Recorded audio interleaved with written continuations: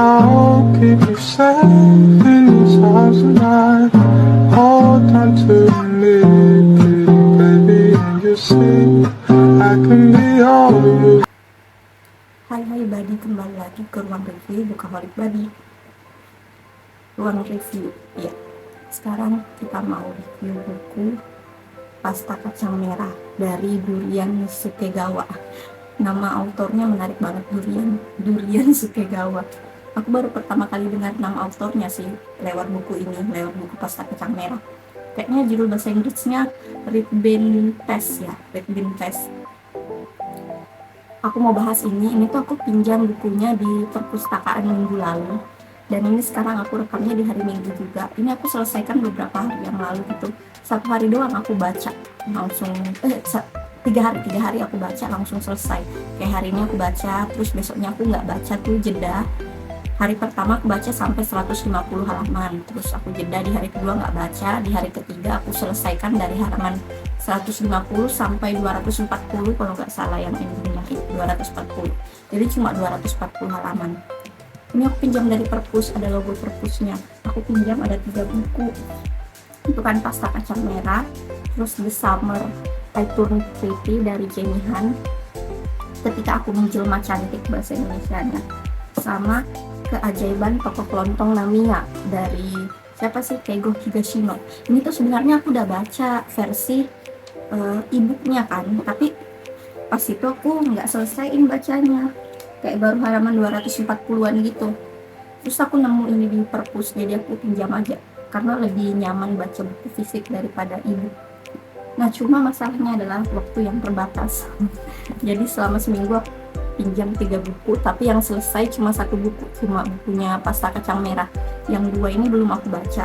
Jadi sekarang ini setelah rekam video nanti, aku mau ke perpus kembalikan bukunya Pasta Kacang Merah, terus perpanjang buku The Summer I Turned Pretty sama Keajaiban Toko Kelontong Namiya. Aku mau perpanjang biar bisa selesaikan baca. Karena waktu biasanya kalau perpanjang seminggu sih, jadi semoga seminggu ke depan setelah aku perpanjang aku bisa baca 2 buku itu. Ini kita masuk ke review ya, Pasta Kacang Merah. Pertama dari covernya dulu. Ini covernya, coba dilihat, cantik banget karena warna pink kan, jadi aku sengaja pakai hari ini. Bajunya pink, jilbabnya lilac, agak-agak mirip pink sih ya, ungu kan, ungu muda gitu, lilac. Karena covernya ini pink, bunga sakura. Ini tuh ilustrasinya cakep banget, ilustrasinya menggambarkan isi ceritanya secara keseluruhan.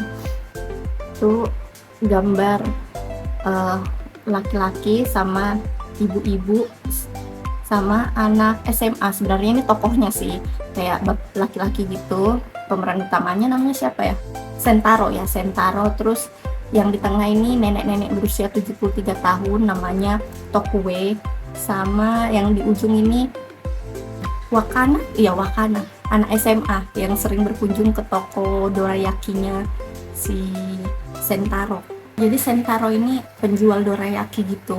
Dia punya tokonya tuh di depannya ada pohon bunga sakura. Jadi ilustrasinya sangat menggambarkan isi ceritanya. Aku suka banget nih covernya.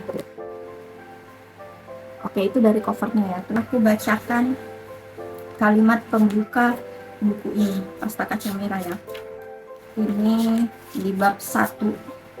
Kalimat pembukanya aku baca sampai titik saja ya. Toko Dorayaki Doraharu. Ya, nama toko dorayakinya Doraharu. Di toko itu Sentaro berdiri di depan pemanggang sepanjang hari. Doraharu terletak di Jalan Sakura, jalan pertokoan yang dapat ditemukan dengan menyusuri blok di pinggir rel, lalu berbelok sedikit menyeberangi gang. Jalan itu kelihatan lebih mencolok oleh kehadiran toko-toko dengan pintu gulung tertutupnya ketimbang oleh barisan pohon sakura yang jumlahnya hanya sedikit. Walau begitu, jumlah pejalan kaki di sana sedikit bertambah pada musim ini, mungkin terbujuk datang oleh kelopak-kelopak sakura. Visualisasinya kalau kita hayalkan bukunya tuh adem banget ya, karena menjelaskan tentang makanan, kedai, toko-toko gitu, terus bunga sakura. Makanya aku bilang agak-agak Ghibli vibes gitu. Terus kita lanjut ke sinopsis. Aku bacakan sinopsisnya. Pasta Kacang Merah. Sentaro gagal menjalani kehidupan. Ia memiliki catatan kriminal, sulit meninggalkan kebiasaan minum alkohol, dan impiannya menjadi penulis semakin lama semakin pudar. Ia menghabiskan hari-hari monoton di sebuah kedai dorayaki yang berada di bawah pohon sakura, yang berubah seiring pergantian musim. Namun suatu ketika segalanya mulai berubah. Seorang wanita tua bernama Tokue dengan jemari yang aneh bentuknya datang ke kehidupan Sentaro. Dengan metode pengejaran yang sama anehnya, Tokue mewariskan pengalaman 50 tahunnya membuat pasta kacang merah kepada Sentaro. Namun seiring persahabatan di antara keduanya mulai terjalin, tekanan dari masyarakat terhadap kondisi Tokue mulai mengungkap rahasia gelap yang wanita itu simpan rapat-rapat. Rahasia itu kemudian menuntut harga yang sangat mahal. Pasta kacang merah adalah harmoni, kudapan manis, dan persahabatan. Kisah bla bla bla bla, nggak tahu ini ketutupan sama label perpustakaan. Itu sinopsisnya. Sekarang masuk ke review, kelebihan dan kekurangan. Ini ruang review non spoiler ya, jadi aku ceritakan secara garis besar tanpa membocorkan isi ceritanya secara keseluruhan biar kalian baca sendiri. Intinya itu pasta kacang merah ini tentang Sentaro yang sempat masuk penjara karena kasus narkoba. Terus setelah dia keluar dari penjara itu, dia berjualan di kedai dorayaki. Salah satu menunya itu dorayaki isi pasta kacang merah. Nah, suatu hari ada nenek berusia 73 tahun dengan kondisi jari yang aneh gitu, kayak bengkok-bengkok jarinya, datang ke kedai dorayakinya Sentaro. Nenek ini bernama Tokue. Dia tuh tiba-tiba aja datang terus melamar pekerjaan di tempatnya Sentaro. Awal-awal mulanya Sentaro nggak mau karena lihat kondisi nenek itu yang udah tua dan juga tangannya yang keriting, maksudnya bengkok gitu, nggak normal, nggak kayak orang normal pada umumnya tangannya. Tapi nenek ini selalu datang tiap hari, kayak minta dipekerjakan di kedainya Sentaro. Terus dia juga mengaku kalau dia itu punya pengalaman 50 tahun bikin pasta kacang merah. Dia ngaku kayak gitu ke Sentaro. Akhirnya Sentaro setelah dibujuk-bujuk, terus juga setelah dia cobain dorayaki milik si nenek yang nenek bawa, dia rasa ini pasta kacang merahnya memang enak, nggak sama kayak yang dia jual di kedainya. Akhirnya Sentaro mempekerjakan nenek itu di tempatnya, tapi sembunyi-sembunyi. Nenek ini tuh ditempatkan di dapur, jadi nggak boleh dilihat sama pelanggan karena kondisi jarinya yang bengkok itu kan, takutnya pelanggan kurang nyaman lihat kondisi nenek itu di dalam kedainya. Oke, terus itu ada juga pemeran Wakana. Wakana ini anak SMA yang sering datang beli dorayaki di tempatnya Sentaro sama Tokue. Itu garis besarnya ya. Sekarang kelebihan kekurangan buku ini. Kelebihannya adalah kalian baca ini tuh nggak berat sama sekali. Ini tipe cozy books, buku-buku hangat gitu, buku-buku yang nyaman untuk dibaca sekali duduk. Vibes-nya agak-agak Ghibli ya, nggak juga yang Ghibli banget, tapi agak Ghibli. Maksudnya yang menenangkan lah baca buku ini tuh. Terus banyak pembelajaran yang kalian dapat dalam sini. Terus di dalam buku ini tuh banyak layer-layernya. Jadi per babnya ini pendek-pendek banget, gampang dibaca. Jadi kalian nggak akan bosan karena kayak satu bab tuh cuma berapa lembar halaman, pindah lagi ke bab berikutnya. Banyak layer di dalam buku ini. Jadi tiap layer itu bakal mengungkap misteri baru. Jadi nggak akan bosan karena setiap babnya akan membawa kisah baru gitu, kayak memberikan pengetahuan baru ke kalian. Jadi sangat page turner karena rahasia-rahasianya tuh nggak diungkap sekaligus, kayak diungkapnya satu persatu. Semakin jauh kita membaca, semakin banyak rahasia yang terungkap, mulai dari rahasianya si pemeran utama Sentaro, juga rahasianya Tokue, si nenek tua ini yang tiba-tiba datang dari entah dari mana terus melamar pekerjaan di kedainya Sentaro. Terus juga rahasianya si anak SMA Wakana, namanya cantik banget ya Wakana, aku suka gitu namanya Wakana. Tapi biar non spoiler ya, ini kan review non spoiler, kalian bisa baca sendiri. Intinya ini bukunya sangat page turner, terus juga bisa dibaca sekali duduk. Kalau menurut aku sih bisa banget ini dibaca sekali duduk. Cuma di kasus aku ini 3 hari selesainya. Sebenarnya 2 hari aja sih, karena hari keduanya itu aku benar-benar nggak baca sama sekali karena lagi sibuk. Jadi kalau mau dihitung sebenarnya 2 hari. Tapi ini bisa, aku yakin banyak banget orang yang bisa baca ini dalam sekali duduk karena bukunya seringan itu sih, menurut aku ringan, tapi konfliknya apakah berat ya? Konfliknya juga nggak berat-berat banget sih, cuma membuat terharu.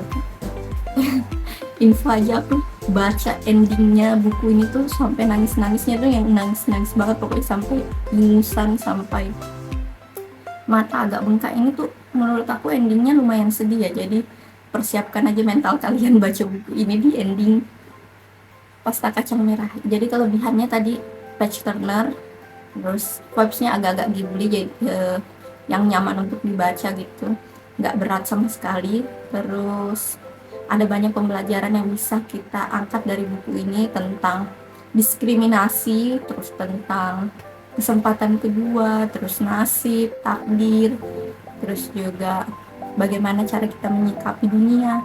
Kita bisa belajar banyak dari Tokue sih kalau menurut aku, dari Tokue.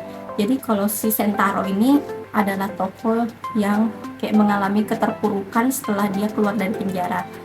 Lalu datanglah si Tokue yang membuat hidupnya Sentaro ini jadi lebih bermakna gitu. Kayak dia menemukan makna hidup melalui si Tokue. Jadi kalau kalian baca ini, kalian bisa dapat banyak pembelajaran dari Tokue. Kalau aku sendiri sih senang banget sama tokoh Tokue, si nenek usia 73 tahun itu.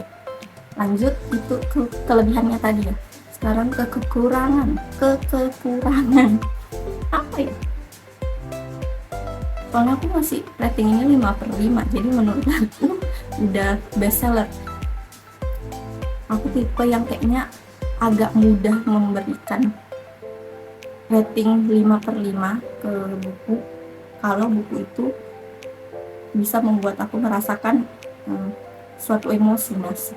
Contohnya di buku ini membuat aku merasakan emosi terharu. Jadi menurut aku bestseller sih karena endingnya. Terus juga sepanjang baca buku ini tuh nggak ada rasa gelisah kayak pengen cepet-cepet selesai bukunya, kenapa lama banget ini, kayak nggak mau lanjut gitu. Nggak ada perasaan seperti itu. Perasaannya ya bukunya page turner, gampang dibaca. Jadi mungkin untuk kasus aku pribadi, buku ini nol kekurangan ya, aku suka banget sama buku ini. Terus kalian juga kelebihannya satu lagi tadi, ini kan Pasta Kacang Merah, judulnya aja sudah judul tentang kudapan makanan gitu. Selama baca ini kalian akan banyak berhayal tentang makanan-makanan Jepang. Ini dapat ilmu baru juga tentang makanan Jepang, terlebih Pasta Kacang Merah dorayaki. Aku ngomong dorayaki teringat Doraemon kan, suka banget makan dorayaki. Ya itu kekurangannya nggak ada. Sekarang lanjut karakter favorit udah pasti Tokue sih, si nenek yang memberikan banyak sekali pembelajaran. Aku suka nenek ini tuh memperhatikan dunia dengan seksama. Contohnya saat dia masak pasta kacang merah, dia tuh fokus banget ngeliatin kacang merahnya, sampai si Sentaro yang lelaki di buku ini, pemeran utamanya, bingung ini si nenek Tokue ini liatin kacang merahnya kayak teliti banget, kenapa gitu. Dikira karena itu ada ilmu fisikanya, padahal nggak ada. Kata si Tokue itu dia liatin kacang merahnya karena dia sedang mendengarkan kacang merah itu. Kalian kalau mau tahu maksudnya mendengarkan kacang merah itu gimana, bisa baca langsung buku ini. Paling aku suka karakter Tokue. Terus kedua, aku suka karakter pemeran utamanya Sentaro. Walaupun di beberapa bagian aku merasa Sentaro terlalu putus asa, tapi maksudnya dia putus asa pun ada latar belakangnya gitu, ada alasannya, jadi masih bisa diterima lah. Terus juga dia kan setelah bertemu Tokue kan semangat hidupnya jadi bangkit lagi. Aku suka adegan-adegan ketika Sentaro ini merasa semangat hidupnya kembali menyala setelah ketemu Tokue. Terus ketiga, aku suka ya pemeran selanjutnya Wakana ini nggak banyak dialognya sih di dalam sini, kayak dia ya benar-benar pemeran ketiga aja setelah Tokue sama Sentaro, akhirnya adalah Wakana. Tapi namanya cantik banget, aku suka Wakana. Ya favorit aku adalah Tokue. Lanjut, perasaan aku selama baca buku ini heartwarming sih, kayak terharu gitu. Juga selama baca buku ini dibuat banyak bertanya-tanya karena dia penuh layer-layer gitu kan, misterinya dikuaknya per lembar, makin ke belakang makin terkuak. Jadi yang aku rasakan selama baca buku ini adalah penasaran sama terharu. juga iba sih sebenarnya, ada rasa iba juga ke toko Sentaro. Di belakang juga aku ada rasa iba sama toko Tokue sama toko Sawako. Jadi semua toko di dalam buku ini punya struggle-nya masing-masing, punya masalahnya masing-masing yang membuat pembaca itu merasa iba. Satu kata yang menggambarkan buku ini, heartwarming. Itu udah paling cocok sih, heartwarming, menghangatkan hati. Rating buku, terus rating buku ya tadi aku udah spoiler di depan. Rating bukunya di Goodreads aku kasih 5/5 bintang alias sempurna. Terus aku bikin tuh reviewnya di Goodreads, aku bilang penulis buku ini pasti emotional intelligence-nya tinggi sih, karena bisa bikin buku dengan narasi secantik ini, dengan penggambaran secantik ini yang membuat hati pembaca itu menghangat, terus juga membuat pembaca kayak mempertanyakan kembali, memikirkan kembali tentang dunia dan seisinya, kayak yang Tokue bilang kan, kalau kita hidup tuh kita harus mendengarkan suara angin, mendengarkan suara pasta kacang merah dan lain-lain. Kalau kalian mau tahu maksudnya mendengarkan itu apa, versinya Tokue, kalian bisa baca langsung buku ini ya, biar aku non spoiler. Tapi menurut aku ini 5/5 banget sih, penulisnya sangat cerdas, jenius ya. Jadi itu review aku terhadap buku Pasta Kacang Merah. Kalau kalian suka dengan review kali ini, jangan lupa like, comment, dan subscribe. Sampai jumpa di next video.